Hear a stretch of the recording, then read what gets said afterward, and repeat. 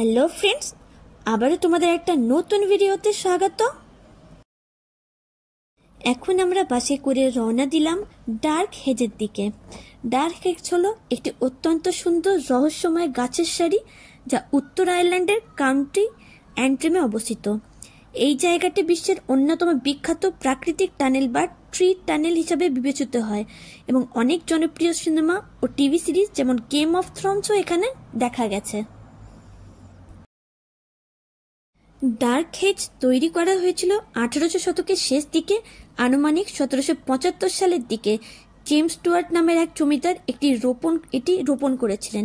তিনি তার প্রাসাদে গ্রে সেল হাউসের প্রবেশপথকে সুন্দর ও আকর্ষণীয় করে তোলার জন্য 150টি বীজ গাছ সারিবদ্ধভাবে লাগান। হেজ তো চলো এবার যাচ্ছি আমরা সামনের দিকে। দেখতে পাচ্ছ, আর দেখতে পাচ্ছ পিছনটা খুবই সুন্দর।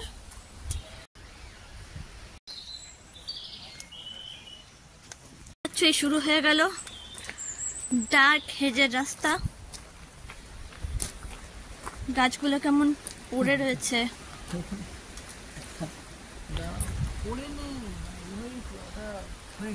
আচ্ছা এভাবেই পুরো গাছটা এভাবে রয়েছে, শাখা পোশাখা গুলো তো দারুণ লাগছে, পুরো হন্টেড প্লেস লাগছে। সময় গড়নের সঙ্গে সঙ্গে এই গাছগুলো বিশাল আকৃতি ধারণ করে এবং তাদের ডালপালা একে অপরের সঙ্গে মিশে গিয়ে একটি গাছ ছমছমে ও দৃষ্টিনন্দন ছায়াময় পথ তৈরি করে। এই গাঢ় পরিবেশ থেকে এর নাম হয় দ্য ডার্ক হেজ।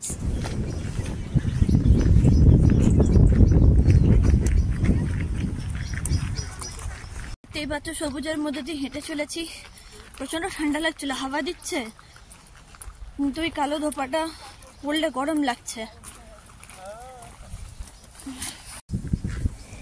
এই স্থান নিয়ে স্থানীয়দের মধ্যে অনেক ভূতের গল্প প্রচলিত আছে। তারা বলে এখানে গ্রে লেডি নামের এক নারী আত্মা মাঝে মাঝে দেখা যায়, যিনি গাছের মধ্যে দিয়ে ধীরে ধীরে হেঁটে যান এবং হাওয়ায় মিলিয়ে যান। 2011 সালে গেম অফ থ্রোনস সিরিজে এটি কিংস রোড হিসাবে ব্যবহৃত হয়, যার ফলে এটি বিশ্বব্যাপী জনপ্রিয় হয়ে ওঠে। এটি বহু পর্যটক ও ফিল্ম মেকারদের কাছে একটি জনপ্রিয় গন্তব্যস্থলে পরিণত হয়। আধুনিক সময় গাছগুলো অনেকেই এখন বৃদ্ধ এবং ঝড় ঝঞ্ঝায় ক্ষতিগ্রস্ত, তাই সংরক্ষণের জন্য স্থানীয় সরকার ও বিভিন্ন সংস্থা মিলিতভাবে পদক্ষেপ নিয়েছে।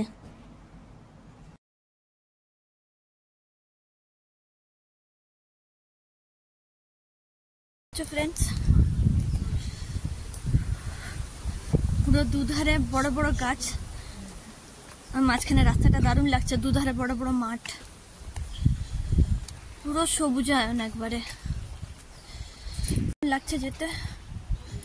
আর প্রচন্ড ঠান্ডা করছে, যে সময় জ্যাকেটটা না পরা সে সময় পরে নি, আর যে সময় পরা সে সময় পরি না।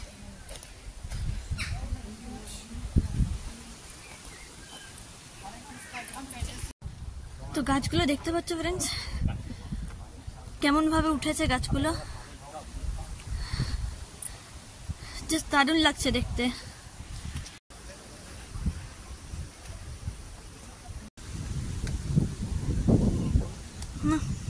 তো ফ্রেন্ডস, এটাই হলো ডার্ক হেজ।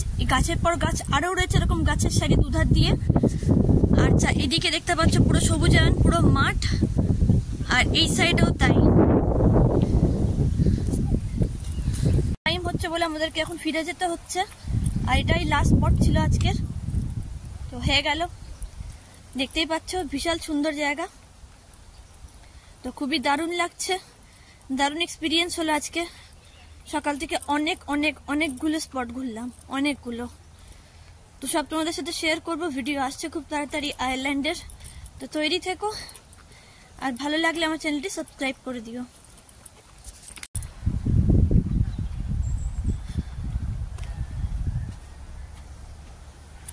কথার কথা তোমাদেরকে একটা জিনিস তো বলাই হলো না, এটা কিন্তু হন্টেড প্লেস ডার্ক হেজ।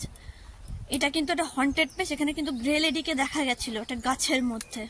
তো জানি না সে কোন গাছ, কোথায় দেখা গেছিল, কিন্তু একটা স্টোরি রয়েছে, এটা এখানে গ্রে লেডিকে দেখা গেছিল। তো তোমরা যদি এখানে আসো, কখনো যদি গ্রে লেডিকে দেখতে পাও তাহলে আমাকে জানিও, আমি তো দেখতে পেলাম না। আর ওদিকটা আরো অনেকটা ছিল, তো অনেকটা যেতে পারিনি কারণ অনেকটা দূরে, আর একই রয়েছে, একই রকম গাছের সারি রয়েছে দুধারে, আর দুধারে মাঠ রয়েছে। তো আমরা প্রায় অনেকটাই গেছিলাম। তো এবার বাসটা 5:30টায় বলেছে ফেরত আসতে, তো তার জন্য আমরা চলে যাচ্ছি ফেরত। আমাদের বাসে যারা যারা ছিল প্রত্যেকেই যাচ্ছে, অনেকটাই গেছিলাম। কিন্তু আবারও বললাম, যদি তোমরা গ্রে লেডিকে দেখতে পাও তাহলে কিন্তু জানিও, যারা যারা যারা আয়ারল্যান্ডে আসছো তারা যদি দেখতে পাও অতি অবশ্যই কিন্তু আমাকে জানিও গ্রে লেডির ব্যাপারে। আর এটা একটা হন্টেড প্লেস আয়ারল্যান্ডের।